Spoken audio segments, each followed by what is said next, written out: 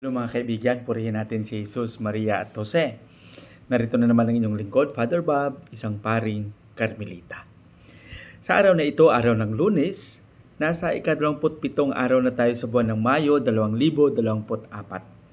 Napakagandang magsisimula tayo araw-araw sa pagninilay sa mga mensahe na ibinabahagi sa atin ng ating mga pagbasa. Sana ang palaging paalala sa atin na bilang binyagan at bilang naniniwala kay Kristo, huwag nating kalimutan na gumawa ng kabutihan at maging mabuting tao. Sa araw na ito, ang ating pagninilay ay babahagi sa atin ng ating Ebanghelyo. Ebanghelyo ni San Marcos, Kapitulo 10, versikulo 17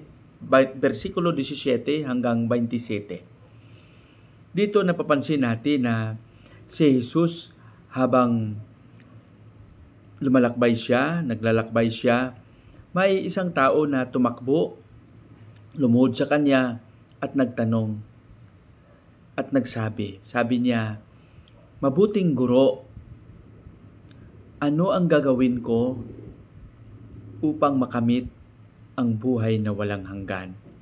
Sabi ni Jesus, "Bakit mo ako tinawag na mabuti? Wala nang ibang mabuti kundi ang Diyos." Napakagandang pagnilayan natin ito ng mabuti. Pagtitingnan natin ang Diyos, ang Panginoon, siya ang Panginoon ng kabutihan. Oo nga, totoo. Kaya kung gumawa tayo ng kabutihan, equal ito, pareho lang ito, na ipinapahayag natin ang Panginoon. Dahil ang Panginoon at ang kabutihan ay iisa lang. Ang lahat ng kabutihan ay nasa Diyos.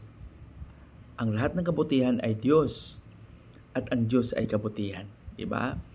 So, kung magsikap tayo palagi na gumawa ng mabuti, ito ay isang pagpapahayag na tayo ay nasa Diyos. Dahil ang Diyos ay hindi masama. Ang Panginoon ay hindi masama. Ang masama lang ay ang demonyo. Kaya yung masama, hindi natin pwedeng iugnay ito sa Diyos.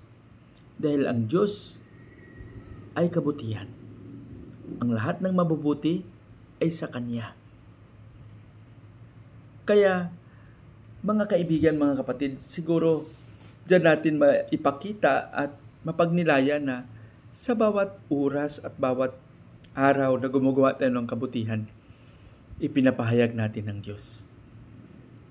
Kahit hindi tayo magsalita, magsabi tungkol sa pangalan ng Diyos, kung diyan mismo sa ating araw-araw na ginagawa ay yung patuloy na pagsisikap na gumawa ng mabuti, maipadama ang kabutihang ito, wala na tayong ibang ipinapahayag kundi ang Diyos.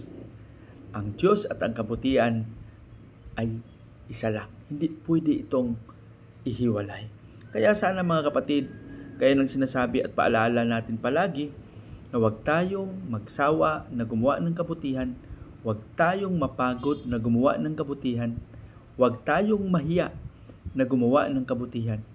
Dahil ang kabutihan, ang paggawa natin, ito ay nagsasabi lang na tayo ay anak ng Diyos, na tayo ay nasa Diyos. Amen? Pagpalain nawa tayo ng Panginoon. Sa ating panalangin, Panginoong Hesus, turuan mo kaming maging mabuting tao. Turuan mo kami na sa aming kabutihan ay maipahayag din namin palagi ang mga mabubuting asal at mabubuting gawa. Amen.